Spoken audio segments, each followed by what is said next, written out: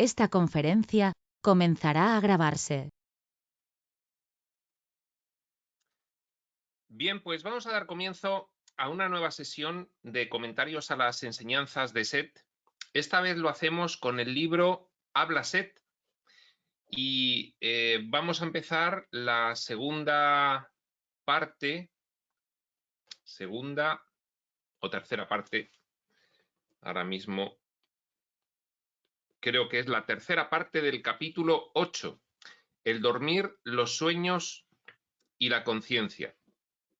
Precisamente en la segunda parte nos habíamos quedado finalizando la sesión 532 de Jane y Rob con Set y hoy vamos a dar comienzo a la sesión 533 de 1 de junio de 1970, lunes.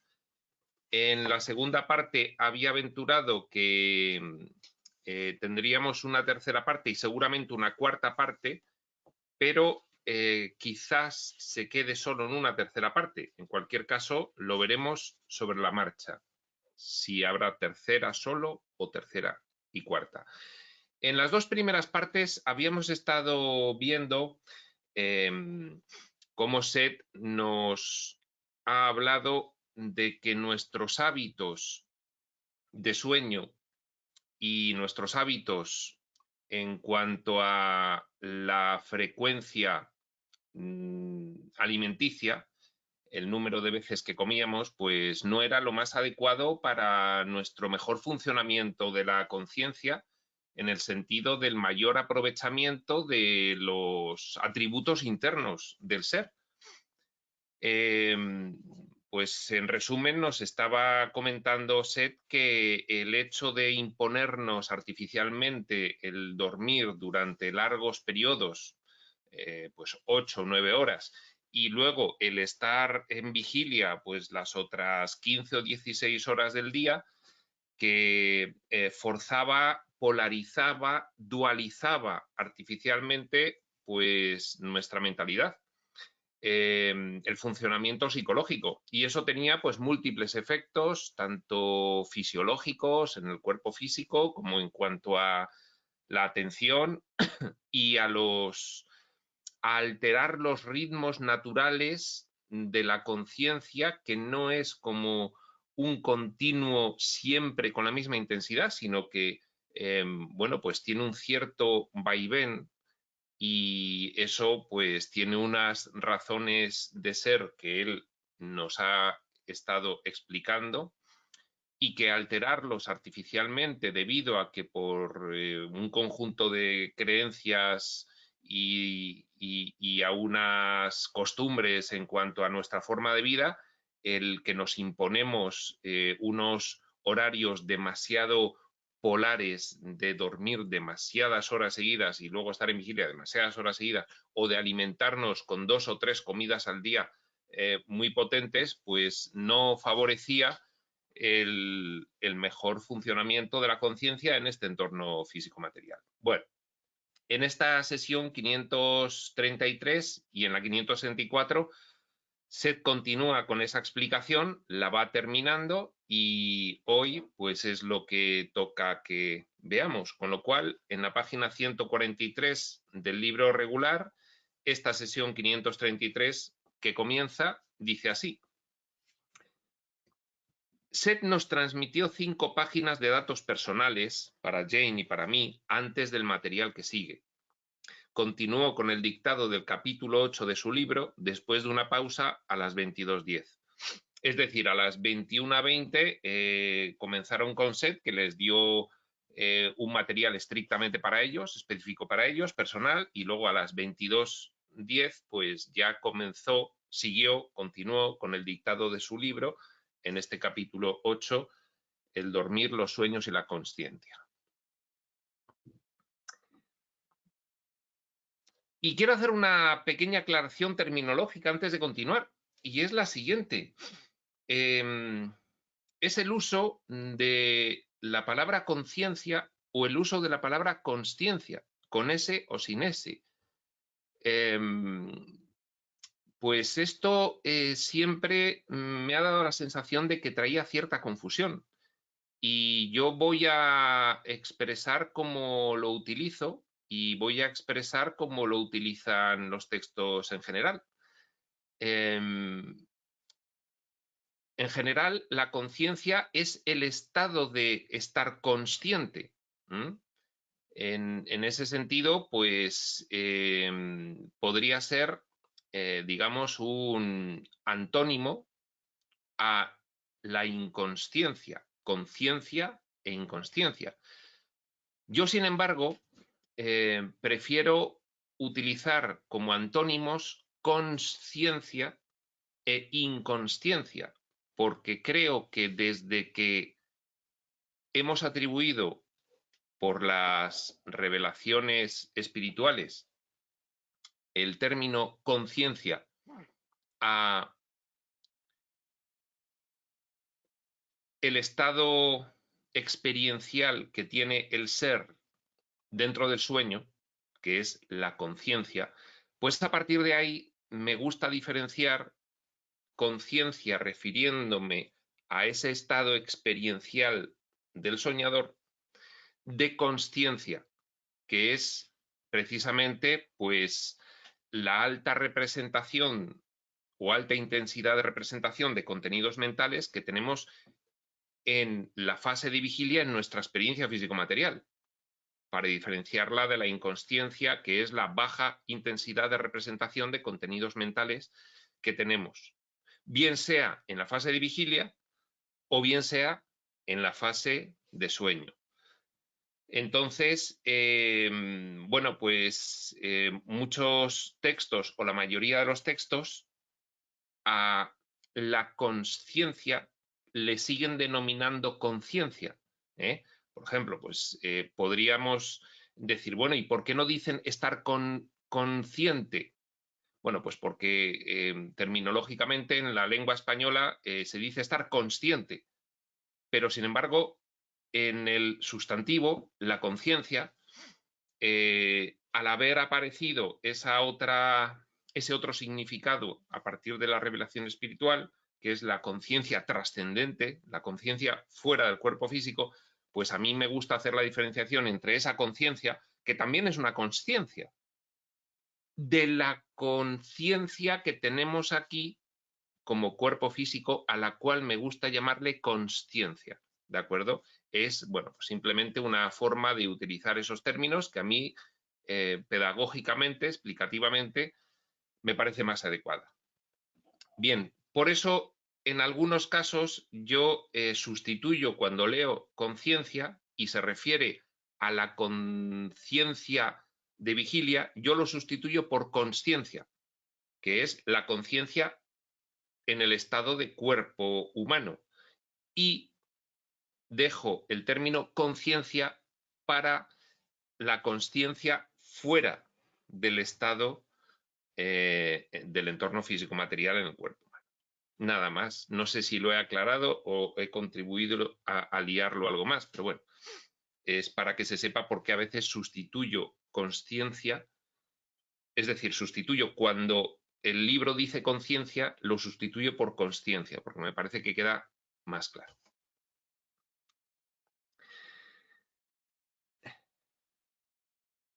Por ejemplo, en esta primera fase, dice Seth, es bien conocido que en el estado de sueño hay fluctuaciones de conciencia y lucidez. Bueno, pues yo aquí prefiero decir que en el estado de sueño hay fluctuaciones de consciencia y lucidez. ¿De acuerdo?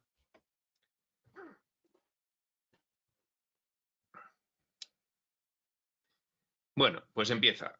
Divertido, dictado. Muy bien, contesta Rob. Es bien conocido que en el estado de sueño hay fluctuaciones de consciencia y lucidez. Es decir, que no es una línea en la que siempre hay una misma intensidad de representación de los contenidos mentales, una misma atención, una misma concentración, sino que fluctúa. Bueno, en estas experiencias, debido a la mentalidad polar, a la dualidad, todo fluctúa, todo se manifiesta en ciclos. Y es precisamente, pues, debido a ese diseño que lo recoge tan claramente ese principio hermético que es el de polaridad. Algunos periodos de actividad de los sueños reemplazan verdaderamente a algunos estados de vigilia. Es decir, que en algunos estados de sueño tenemos incluso más consciencia que en algunos periodos de vigilia. El estado de vigilia es propio del estado de la consciencia tal como la conocemos. El estado de sueño es propio del estado de inconsciencia tal como lo conocemos, pero es un punto de referencia. Es porque nuestro punto de referencia consciente es la vigilia. Y entonces ahí sabemos que hay un vértice, hay una pirámide de contenidos mentales y en el vértice está nuestra consciencia, es donde concentramos la intensidad de representación de esos contenidos mentales. Pero lógicamente hay fases mentales de inconsciencia en el estado de vigilia. Y en el estado de sueño decimos que todo es inconsciencia, porque lo determinamos desde el punto de vista o perspectiva particular del vértice de la pirámide, donde hay una máxima consciencia. ¿De acuerdo? Nos dice Setaki, algunos periodos de actividad de los sueños reemplazan verdaderamente algunos estados de vigilia. Es que dentro de los sueños hay consciencia. Hay consciencia de la conciencia trascendente, que está en actividad, está funcionando, está desempeñando pues, un montón de funciones y de actividades que no las realiza en el estado de vigilia debido al particular diseño que hemos realizado. Sin embargo, nosotros decimos que es un estado de inconsciencia porque lo calificamos, lo adjetivamos, lo caracterizamos desde nuestro estado de vigilia en el cual tenemos nuestra particular consciencia en el entorno físico-material. Y ya decimos, bueno, todo lo que no sea consciencia en el entorno físico-material es inconsciencia. Entonces dice Seth, bueno, pues no. De hecho, pues la consciencia de la conciencia mientras estáis dormidos puede ser de más intensidad de representación de contenidos mentales que vuestra consciencia habitual en el estado de vigilia. Bueno, todo esto me vuelve a sonar a galimatías, pero así ha quedado escrito. Pero también existen fluctuaciones en la consciencia normal cuando se está despierto. Ritmos de intensa actividad de consciencia seguidos de periodos mucho menos activos. Esto lo sabemos todos muy bien. Hay momentos en los que estamos muy lúcidos, podemos concentrarnos muy nítidamente y prestar atención claramente y tener, bueno, pues mucha nitidez mental, y hay otros momentos durante el día en el que estamos pues más bien pues como adormilados o amodorrados o en relajación o con poca capacidad de concentración. Entonces lo que dice Sete es que es cíclico. Hay ritmos naturales de intensidad de consciencia, ¿de acuerdo?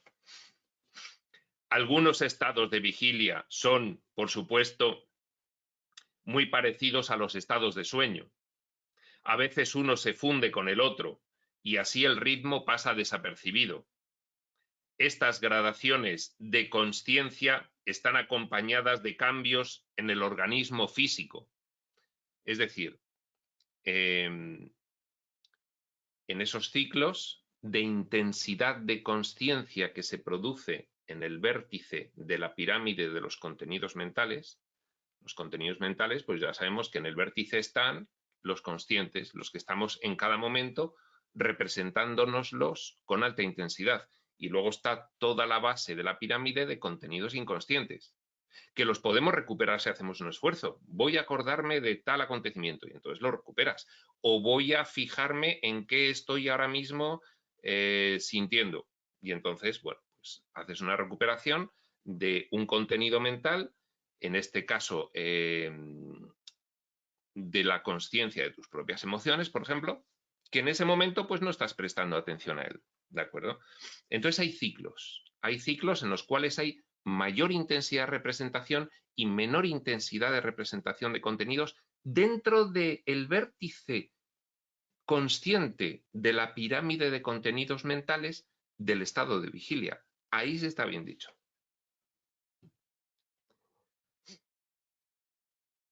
En los periodos más indolentes de la consciencia despierta, cuando estás más adormilado, más relajado, menos concentrado, hay una falta de concentración, un mayor o menor aislamiento de los estímulos visuales recibidos del exterior. Bueno, pues no estás tan perceptivo, tan activo en la percepción.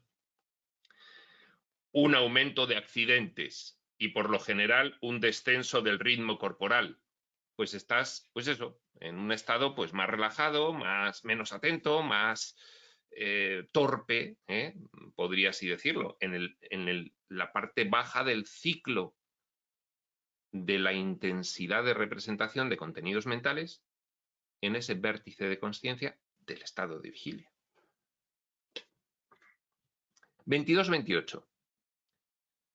Debido a vuestra costumbre de dormir durante un periodo largo de tiempo, ya nos lo venía diciendo Seth al principio de este capítulo 8, seguido de un largo periodo despiertos, no podéis beneficiaros de estos ritmos de la consciencia.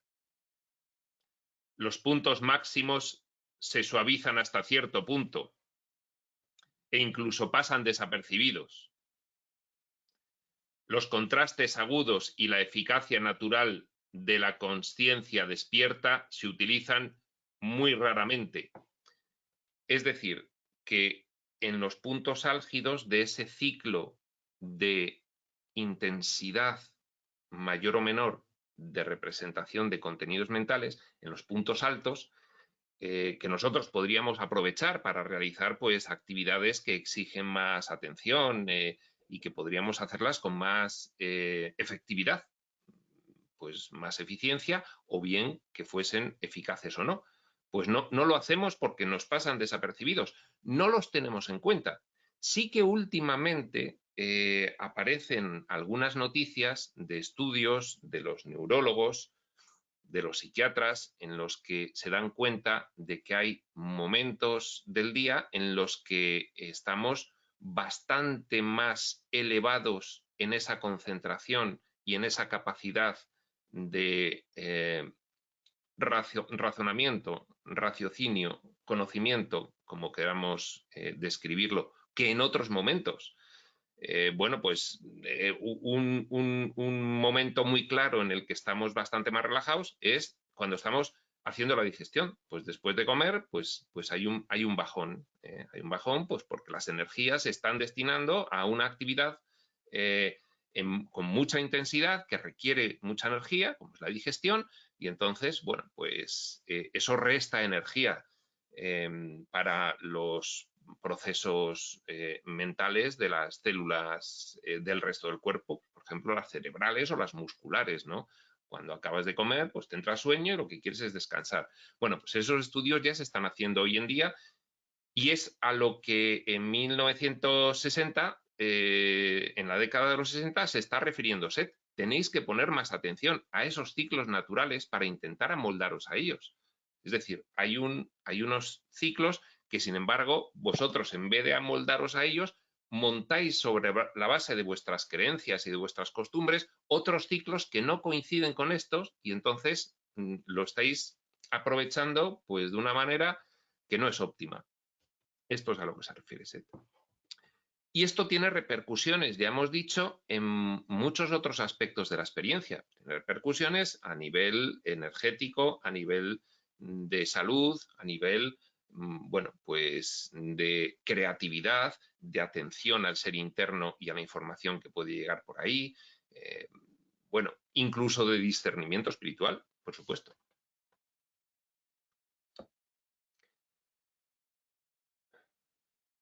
Por eso dice que los contrastes agudos y la eficacia natural de la consciencia despierta se utilizan muy raramente, porque como no estamos atentos a los ciclos naturales, a los picos y a los valles de la intensidad de representación de contenidos mentales, pues vamos a contrapié, desacompasados. Bien, os doy este material ahora porque os ayudará a comprender y usar vuestras capacidades presentes. Ya simplemente con que nos diga que vamos desacompasados con respecto a los ciclos naturales de la intensidad de conciencia, pues ya te hace reflexionar y dices, bueno, efectivamente, pues me voy a colocar las tareas más arduas en los momentos en los que estoy mejor y cuando después de comer me entra sueño, pues voy a intentar descansar, que es lo que me está además reflejando, manifestándose en mi cuerpo esa planificación cíclica que he realizado para estas experiencias. Pues voy a hacerle caso.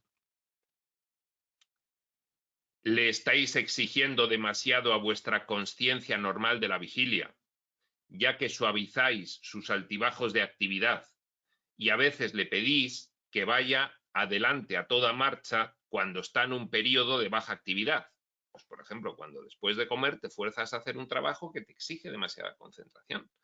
O cuando después de comer, pues conduces pues un largo tiempo sin descansar. Pues ahí lo estás viendo, pierdes todo tipo de reflejos de rapidez, de nitidez, y puede llegar a ser pues hasta muy pesado e incluso peligroso. Con lo que os negáis a vosotros mismos esa posibilidad de gran movilidad que posee la consciencia, que es la conciencia en esta particular experiencia físico-material y en su estado de vigilia. Os perdéis, os negáis a vosotros mismos la posibilidad de gran movilidad que la conciencia posee en vuestro estado consciente de vigilia. Aquí ya se entiende mejor esa diferencia entre conciencia y consciencia. 22.33. Las sugerencias que os he dado anteriormente en este capítulo sobre vuestros hábitos de dormir traerán consigo el uso natural de esos ritmos. Lo que está haciéndose es que en vez de estar nosotros sobreimponiendo ritmos artificiales por encima de los naturales, que veamos cuáles son los ritmos naturales, que nos fijemos y nos amoldemos a ellos al planificar nuestro día, al planificar las actividades del día, que nos amoldemos a lo que ya nos viene dado de forma natural. Podréis experimentar más frecuentemente el apogeo de la consciencia, con lo que aumentará la concentración, se verán los problemas con mayor claridad y se utilizará mejor la capacidad de aprender. Esto ya nos lo ha dicho Seth, en qué momentos podemos empezar a experimentar como picos altos de consciencia, de intensidad de representación de contenidos mentales. Pues ya nos ha dicho que, bueno, pues que nos lo volverá a decir a continuación, que precisamente pues antes de amanecer es uno de esos momentos, ¿no?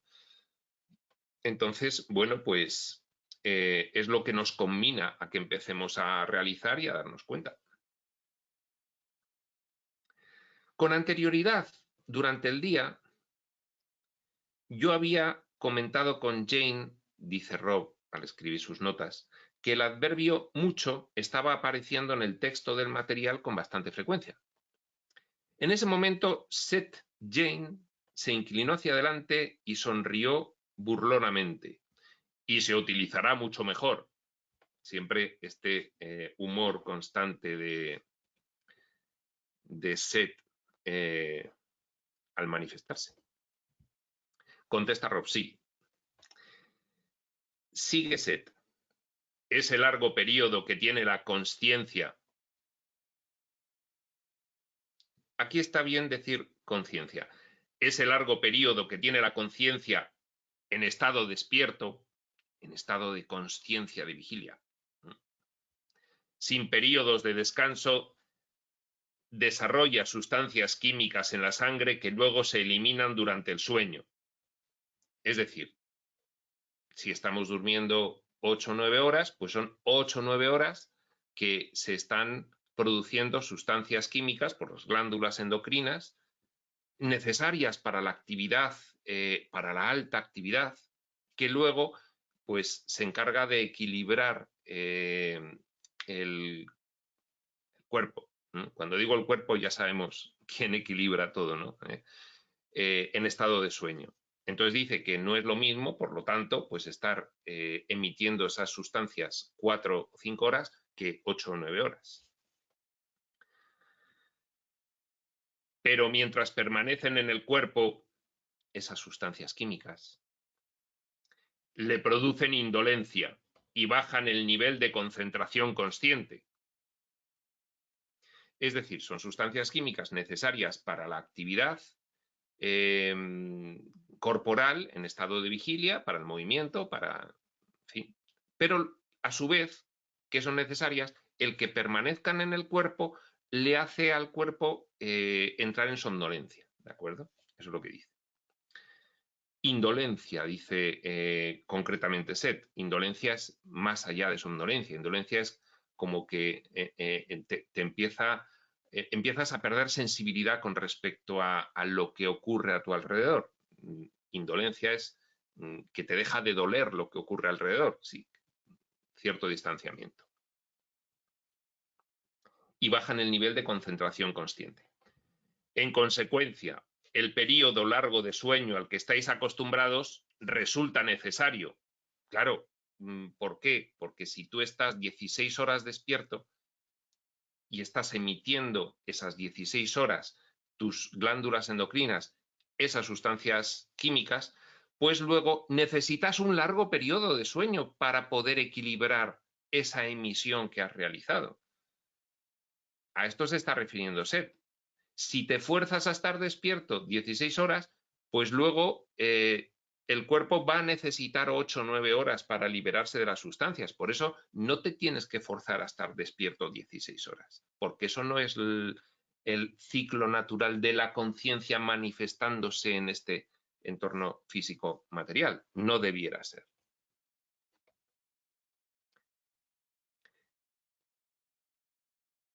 En consecuencia, repetimos, el periodo largo de sueño al que estáis acostumbrados resulta necesario. Entonces se entra en un círculo vicioso. ¿Por qué? Porque luego duermes las 8 o 9 horas, equilibras en exceso el cuerpo, es decir, estás consiguiendo un estado demasiado relajado, demasiado bajo, porque son 8 o 9 horas en vez de 4 o 5, que serían las naturales, las de un ciclo más natural, y por lo tanto, cuando te despiertas, tienes que volver a emitir sustancias químicas en tus glándulas endocrinas en gran caudal, por así decirlo, para poder volver a recuperar la actividad que necesitas, el nivel de actividad que necesitas, el tono de actividad que necesitas durante el día, con lo cual se convierte en un círculo vicioso. Esto fuerza a la sobreestimulación durante la noche. Es decir, durante la noche se emplea demasiada energía en relajar, en compensar el efecto de las sustancias químicas emitidas durante el día. Son demasiadas horas, demasiado caudal de sustancias químicas durante el día. Durante el sueño, por lo tanto, necesitas varias horas para compensar esa emisión y equilibrarlo. Me estaba viniendo a la mente, según leía, que luego además, después de dormir 8 o 9 horas, te levantas por la mañana y te tienes que tomar un café, porque si no, no eres persona. Y esto es lo que dice Seth que podemos evitar, que no nos haría falta el café.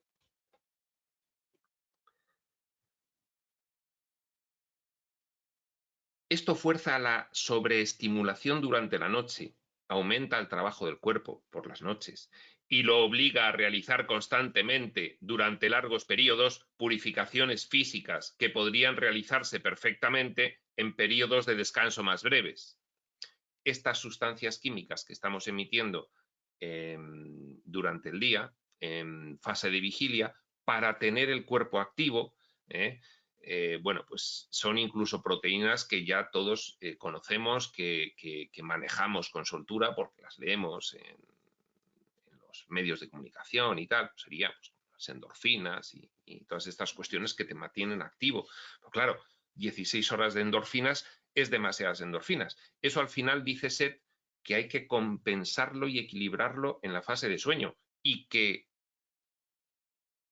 pudiendo necesitar solo las horas de sueño del ciclo natural, que serían 4 o 5 horas seguidas, no más, pues sin embargo necesitas 8 o 9 para ir compensando todas esas sustancias químicas que has emitido para alterar, que en realidad, bueno, pues al separarse del punto de equilibrio corporal, pues se considera en cierto modo toxinas.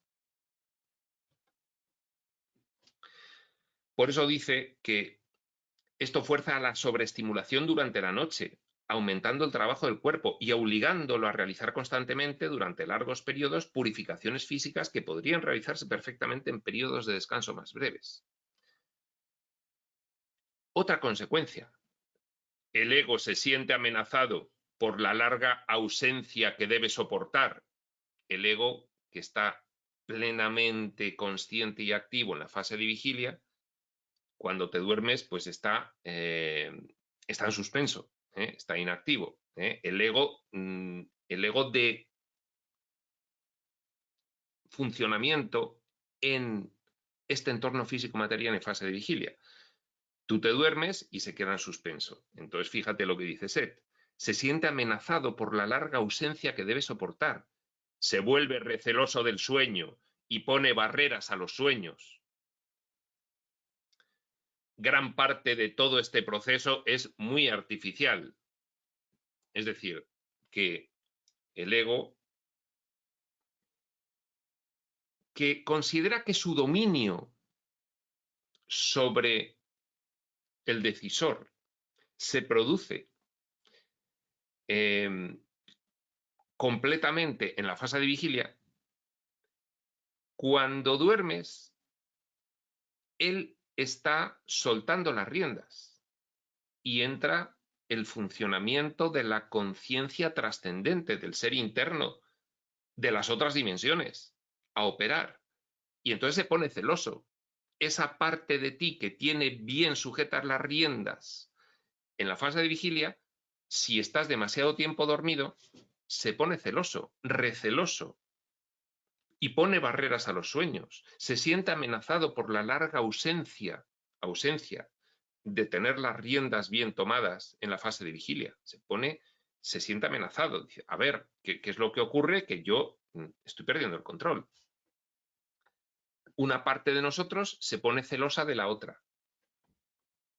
22:42. El resultado es una aparente dualidad y la desconfianza de una parte del ser hacia la otra.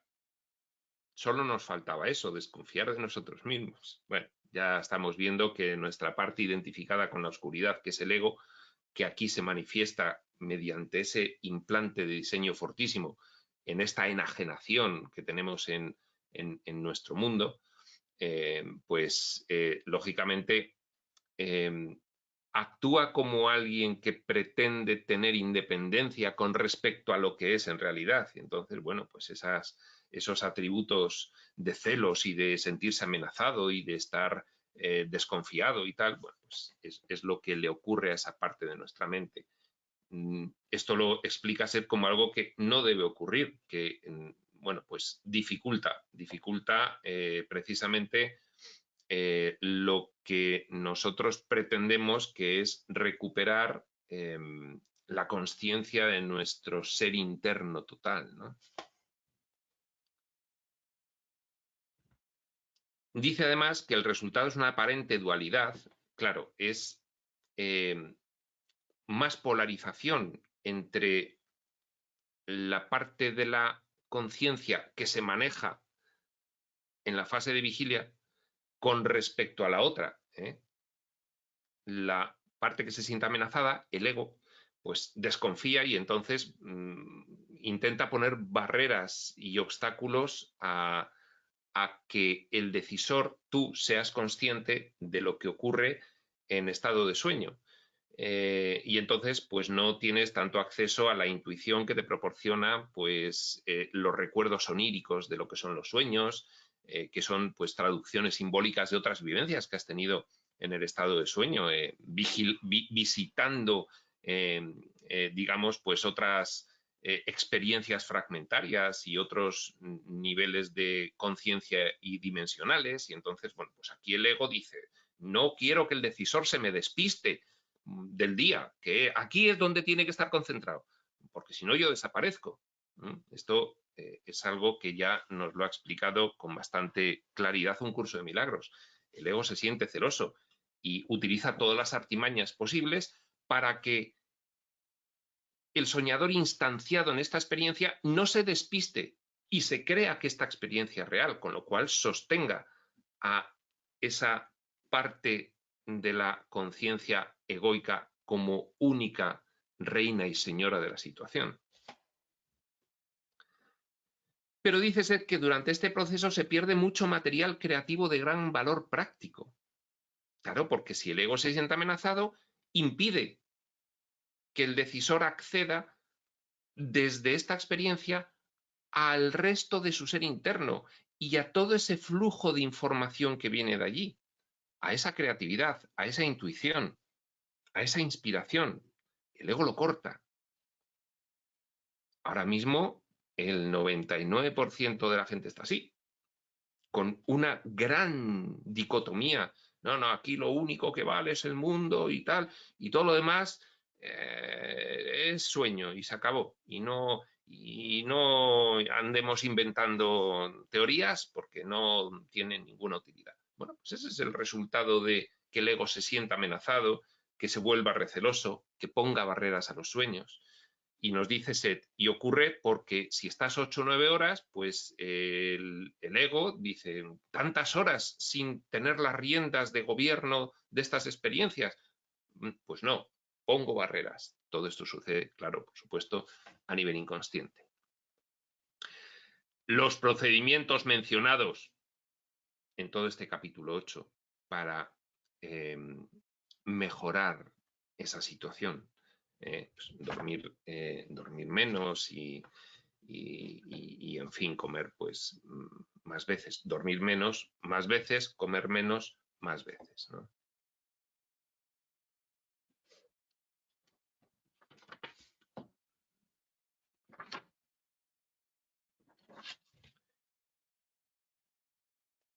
Los procedimientos mencionados permitirían un mayor acceso a esa información, la interna. Y el yo despierto se sentiría más descansado, porque estaría más alineada a los ciclos naturales. Y entonces no tendría que hacer sobreesfuerzos, porque artificialmente pretendes estar muy atento y muy despierto en el ciclo bajo del ciclo natural. Y al revés, cuando estás con capacidad de estar muy activo, te obligas a dormir. Entonces, bueno, pues estás empleando el doble de energía porque es como si fueses a contrapié, como si fueses con el viento de cara en vez del viento de cola. El simbolismo de los sueños aparecería con más claridad, en lugar de perderse, como ahora, en las muchas horas dedicadas al sueño. Pues efectivamente, si tú estás muchas horas durmiendo, estás forzando artificialmente la parte del ciclo baja y cuando te despiertas, pues estás como en un estado medio alucinado, medio hipnótico y no tienes la lucidez de recuerdo de lo que has soñado. La fuerza muscular resultaría beneficiada. La sangre haría una limpieza más eficaz que cuando el cuerpo permanece postrado durante tanto tiempo. Y sobre todo, habría, si me lo permitís, mucha mejor comunicación entre las capas subjetivas del ser, una mayor sensación de seguridad y particularmente en los niños aparecerían más tempranamente signos de habilidades creativas. Estas son pues algunas de las consecuencias que dice Seth que se derivarían como beneficio de alinearse a los ciclos naturales de la conciencia aquí manifestándose en el entorno físico.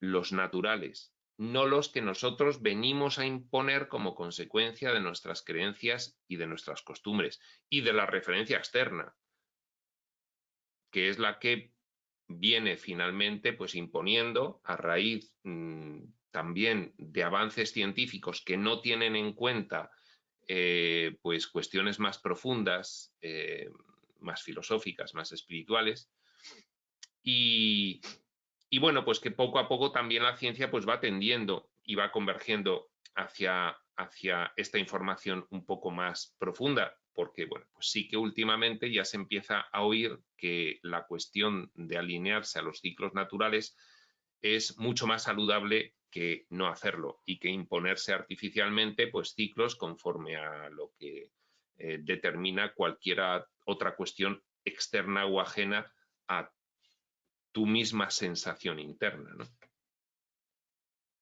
La fuerza muscular, la sangre, limpiaría más eficazmente las toxinas cuando el cuerpo permanece postrado menos tiempo que cuando lo hace más.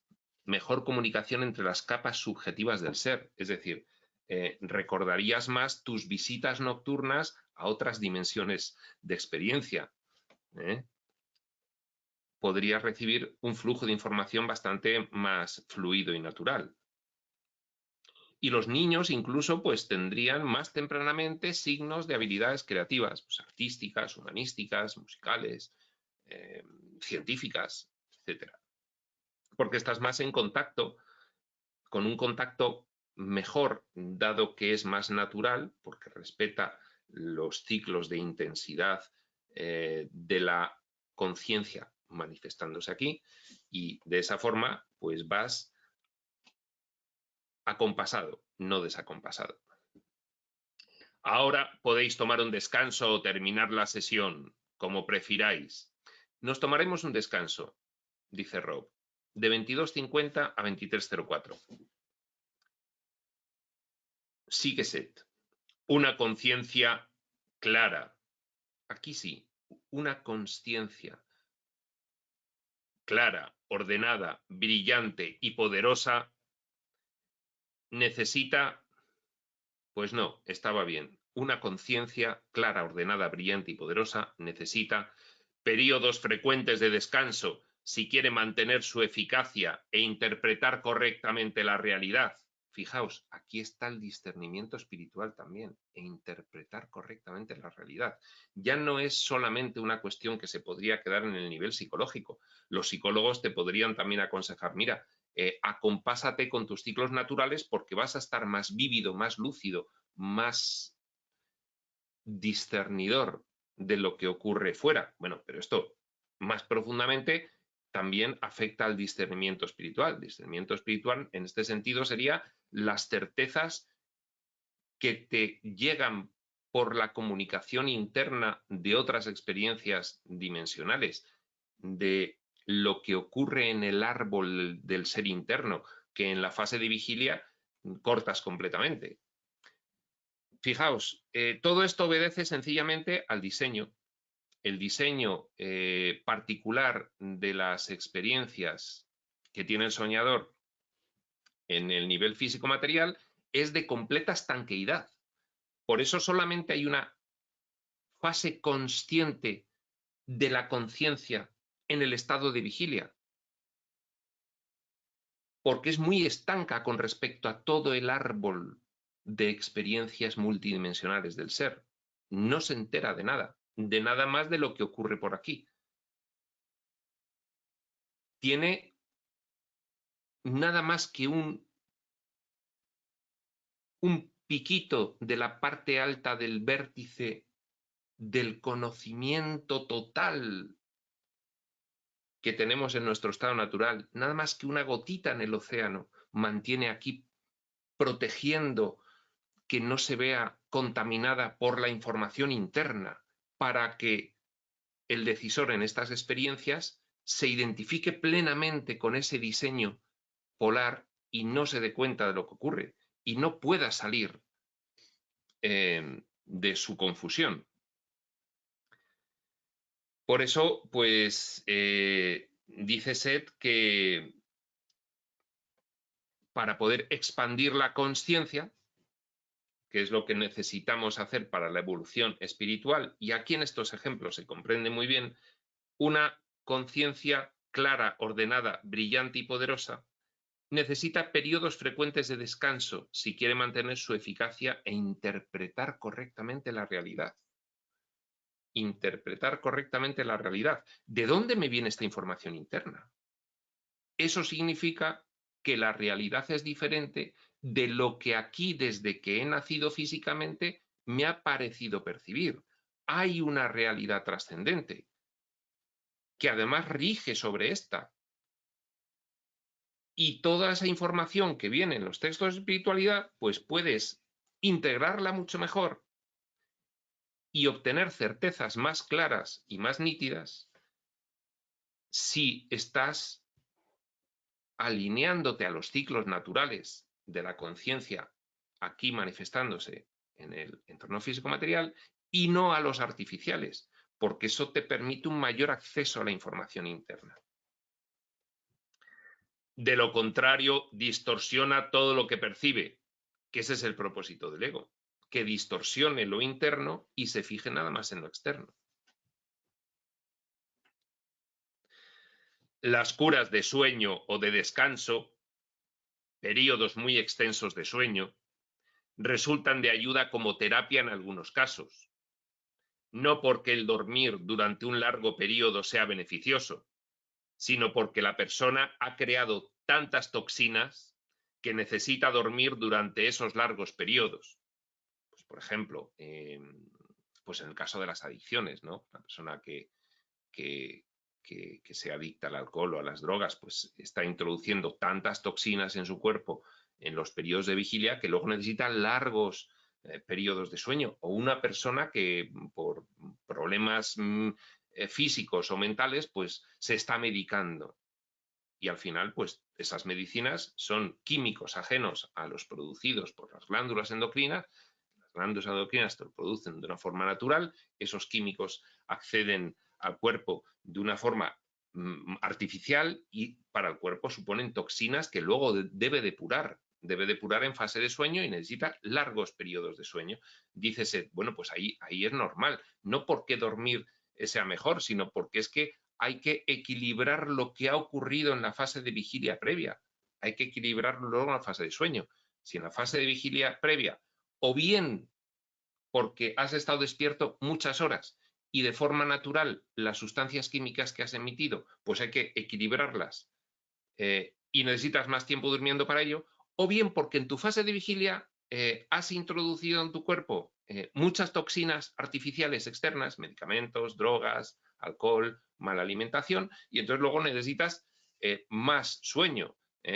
Pues todo el mundo sabe, después de una comida de celebración familiar en la que se come 3 veces más de lo que se suele comer habitualmente y se bebe y, en fin, se hacen cosas que no se hacen habitualmente, pues luego necesitas descansar más tiempo para poder depurar y devolver el cuerpo al estado de equilibrio. Los procesos de aprendizaje resultan claramente obstaculizados con vuestros hábitos cotidianos. No puede ser más claro, Seth. Los procesos de aprendizaje resultan claramente obstaculizados con vuestros hábitos cotidianos, productos de la costumbre, de la referencia externa, y no los naturales, que manifiesta tu cuerpo, pero no les haces caso. Pero fijaos, es que estamos tan imbuidos de esa creencia externa arraigada con base en las costumbres que ahora nos parece muy difícil dejar de dormir 8 horas diarias de una vez. Nos parece extremadamente complicado. Bueno, pues al cabo de una semana que lo hagas ya empiezas a notar los beneficios. Los procesos de aprendizaje resultan claramente obstaculizados con vuestros hábitos cotidianos. Si además es de una lógica aplastante, cuanto más polaridad, menos calidad de experiencia. Esto es un principio general. Es el principio de polaridad en la manifestación dentro de esta subrealidad espaciotemporal, que es opuesta, diversa, si no claramente muchas veces contrariamente extrema a tu estado natural de ser espiritual. Si es que es de lógica, que no vaya a ir mejor la polaridad que la ausencia de polaridad. Polaridad siempre pues, va a resultar en una experiencia peor que la ausencia de polaridad. Y esto pues no es más que otra manifestación del principio general.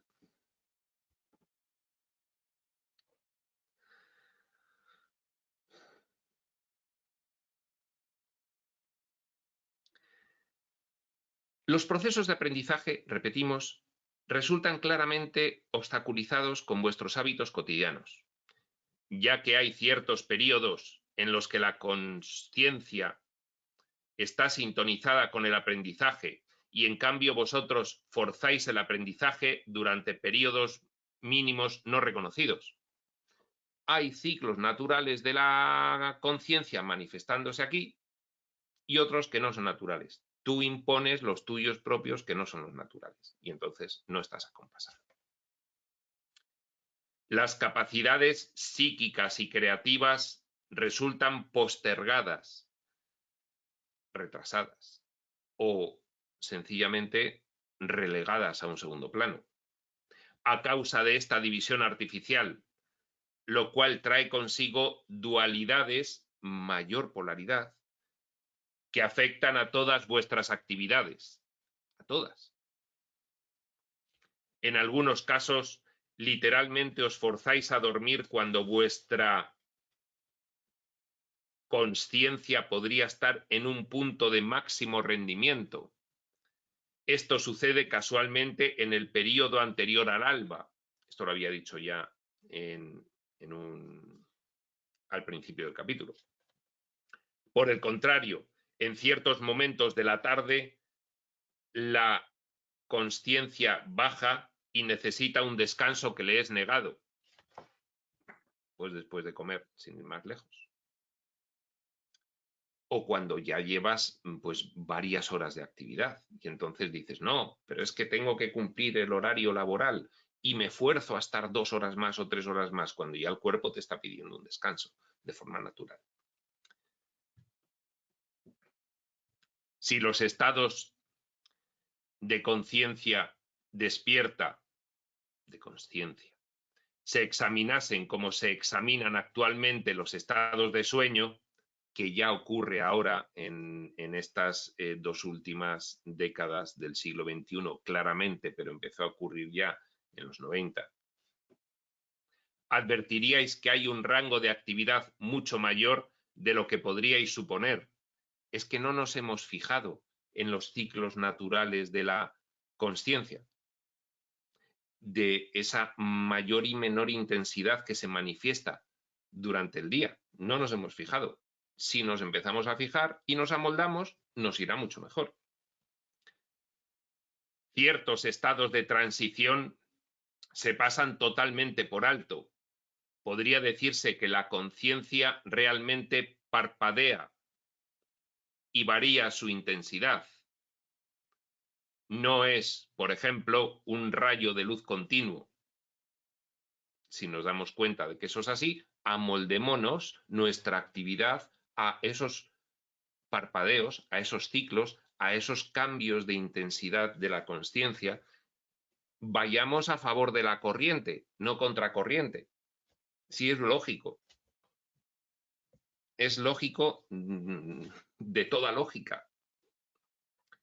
Ahora terminaré el dictado. Mis más cariñosos saludos a ambos. Lo mismo para ti, Seth. Gracias. 23:15. Cuando Jane salió del trance, quedó sorprendida del rápido final de la sesión.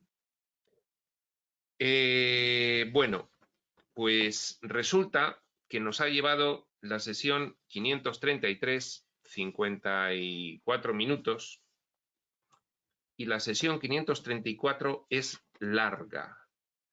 Entonces, como es larga y ha fallado tremendamente mi capacidad de cálculo con respecto a que podríamos meter ya lo que quedaba de capítulo en esta parte de hoy, pero llevamos casi una hora, pero no quiero dejar tanto para la siguiente, porque si no nos obligaría a hacer una quinta, cosa que no tendría demasiado sentido. Vamos a comenzar la sesión 534 y lo dejamos pues en algún punto en el que veamos que ya llevamos demasiado tiempo de vídeo. Con lo cual, continuamos. Sesión 534, 8 de junio de 1970, 21:05, lunes. Empieza explicando Rob. No mantuvimos la sesión del pasado miércoles 3 de junio. La 533 también es de un lunes y ellos tienen sesión con Seth los lunes y los miércoles. Sesión 533 lunes, esta sesión 534 lunes también, por eso empieza Rob a decir, os explico que no hicimos sesión el miércoles como es habitual. Punto y aparte. A las 20:30 de esta tarde, Jane y yo hablábamos de los progresos de Seth en su libro. Jane estaba algo preocupada.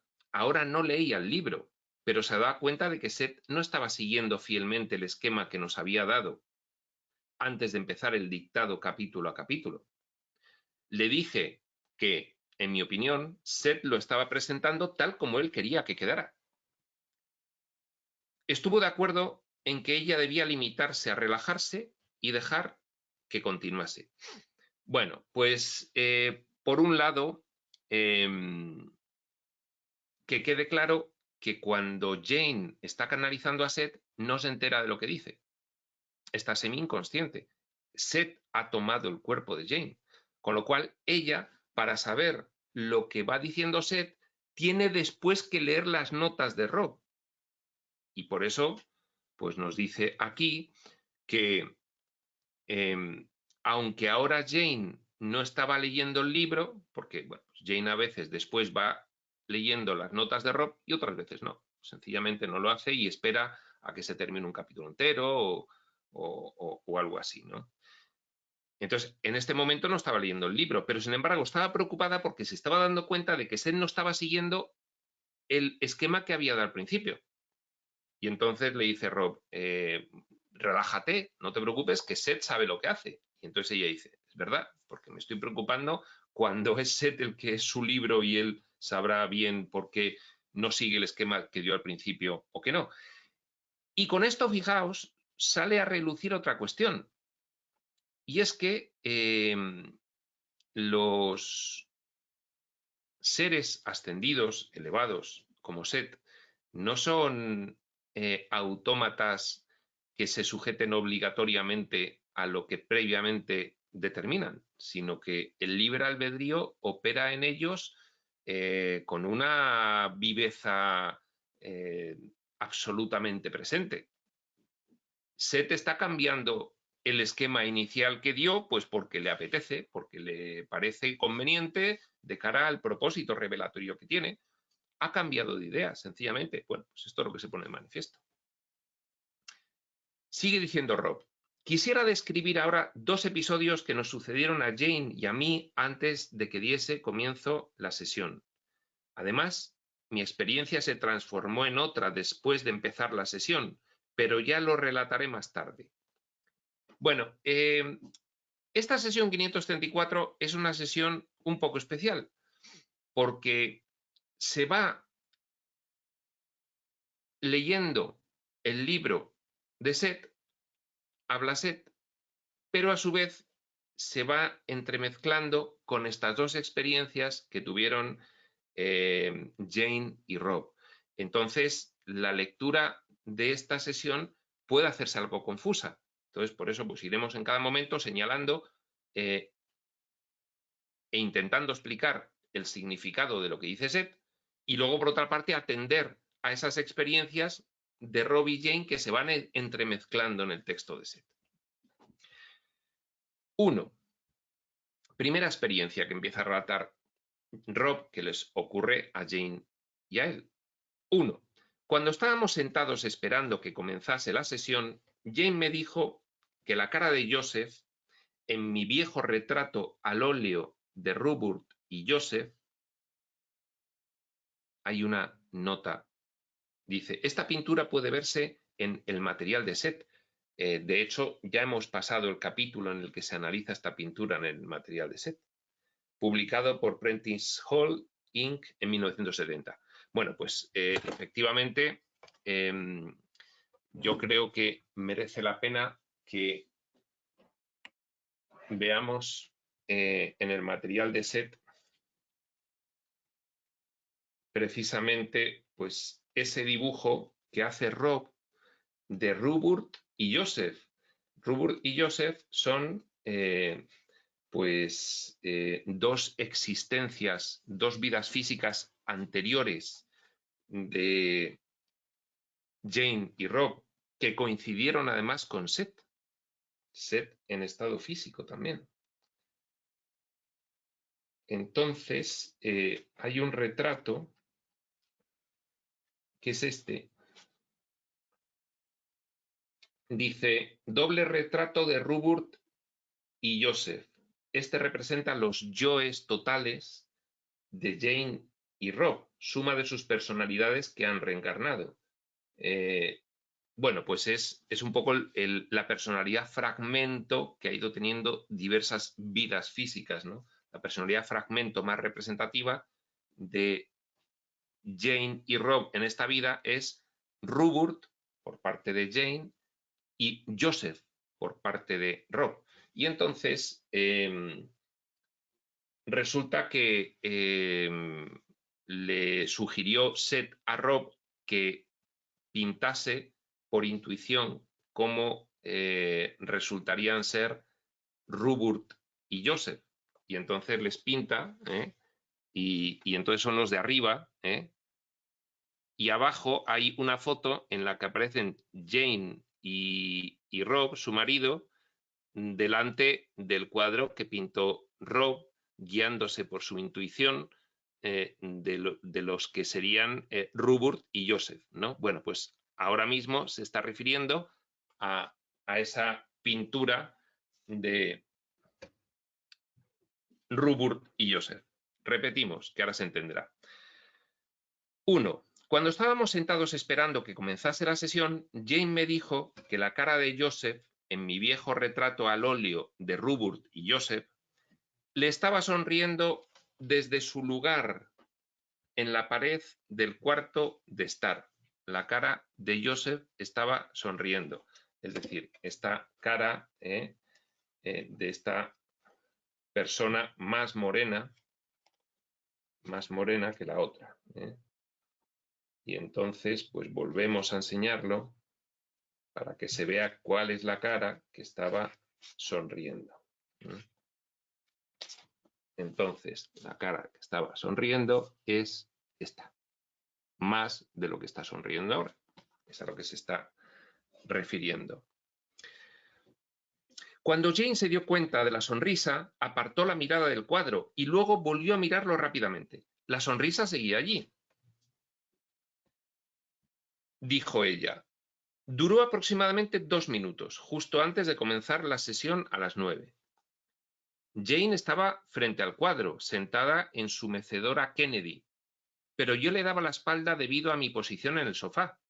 Las distintas veces que me volví para mirarlo, no noté nada fuera de lo normal. Jane me dijo que Joseph, que representa, dice Rob, a mi propia entidad, le estaba sonriendo ampliamente, algo que la pintura no muestra. Primero le había cambiado la expresión de los ojos, y desde allí la sonrisa se extendió hasta su boca. La frente no se movió. Era como si la pintura hubiese cobrado vida repentinamente, a pesar de que la cara de Rupert en el cuadro no había cambiado, pues la cara del otro personaje que está al lado, esa no había cambiado solo la del más moreno. A Jane no le gustó mucho el cuadro nunca, y no había visto ese cambio hasta ahora. Bueno, pues esa es la primera experiencia que dice Rob que les ocurre a Jane y a él antes de empezar esta sesión. Y ahora va a hablar de la segunda. Dice, en cuanto a mí, el efecto a que me refiero consiste en un en una interferencia en mi visión, sin llegar realmente a perder la vista. No tuvo ningún efecto posterior esa noche, ni tampoco los había tenido en años anteriores, a excepción de un ligero dolor de cabeza. Una interferencia en su visión, es decir, que de repente en su visión física, con sus ojos, pues de repente tiene una interferencia. Ahora vamos a ver en qué consiste. Esa noche no tuve dolor de cabeza. Aunque parezca extraño, nunca me ha alarmado este fenómeno. Como mi naturaleza es algo reservada, no he sentido la necesidad, ni siquiera cuando era niño, de contárselo a mis padres o de acudir al médico. Es decir, que es que este tema de tener una interferencia en su visión, tal como la va a describir ahora, que ahora nos enteraremos cuál es, le había pasado desde niño, pero nunca le había dado mucha importancia porque siempre había recuperado posteriormente la perfecta visión normal.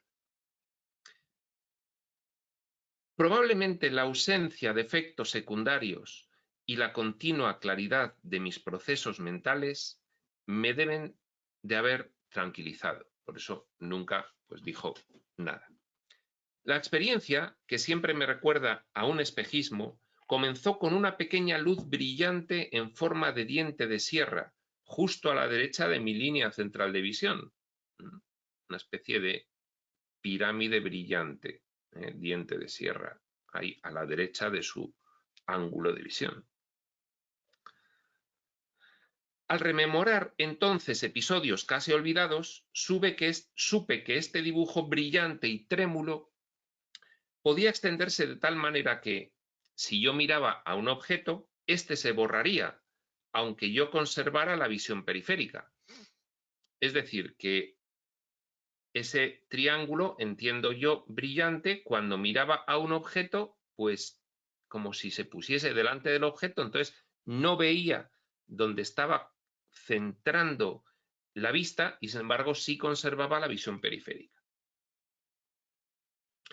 A veces la interferencia había cubierto un área lo suficientemente vasta como para producirme dificultades en ver, por ejemplo, el papel de dibujo que tenía ante mí o el lápiz que tenía en la mano.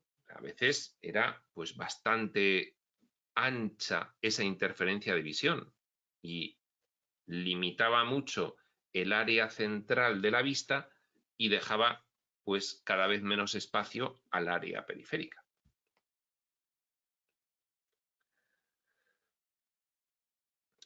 El resplandor solía variar en intensidad.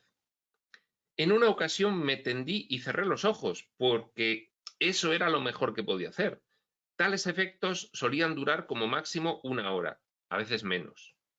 Esta vez me cuestioné de nuevo mi tranquilidad respecto a este fenómeno a lo largo de mi vida, respecto a algo cuyos orígenes estaban más allá de mi conocimiento.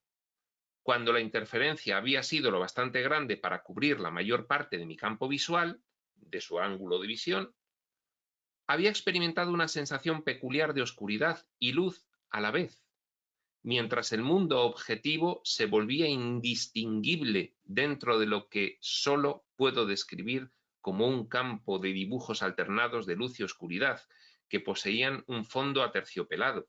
Bueno, parece que es bueno, pues una experiencia en la que tiene una visión simbólica que él, bueno, pues no llega en ningún momento a traducir a símbolos de la experiencia físico-material mundana, sino que describe cómo lo ve. La experiencia de esa noche no había sido tan intensa. Empecé a notar sus efectos alrededor de las 20:50.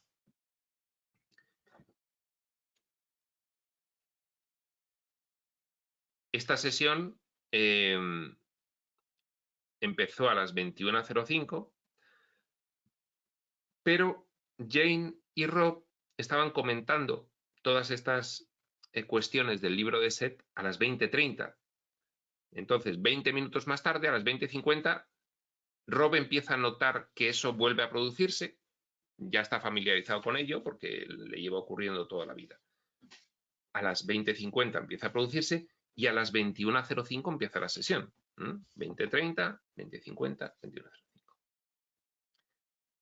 E inmediatamente comencé a darme indicaciones para minimizar esos efectos visuales, como diciendo que voy a empezar la sesión con Seth, a ver si se me pasa porque no voy a poder tomar notas y vamos a malograr esta sesión de hoy. Entonces empezó las instrucciones para cortar. Porque no quería alarmar a Jane retrasando la sesión. En ese momento Jane comenzó a describirme la sonrisa que percibía en el cuadro. Es decir, justo en el momento en el que Jane empieza a decir, oye, que tu cara en el cuadro está sonriendo, tu cara de tu entidad representativa, que es Joseph, que pintaste hace años, la estoy mirando y está sonriendo. Bueno, pues justo en ese momento al mismo Rob le estaba ocurriendo lo de la visión, la interferencia de visión y toda esta cuestión que acabamos de explicar.